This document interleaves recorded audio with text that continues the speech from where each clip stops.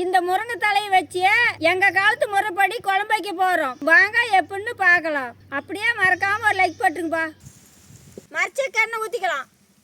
கடுகு, வெந்தயம், பூண்டு, வெங்காயம், கருவேப்பிலை, கல் உப்பு, தக்காளி, மஞ்சத்தூள், மிளகாய்த்தூள் எல்லாம் வணங்கி வச்சு தேவையான அளவு தண்ணி ஊற்றிக்கலாம்.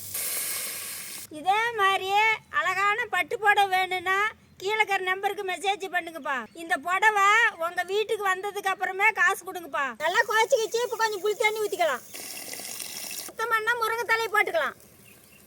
இதுக்கு மேலே ஒரு கொதி வந்த உடனே பெருவெங்காயத்தூள் போட்டு இறக்கலாம். பெருவெங்காயத்தூள்,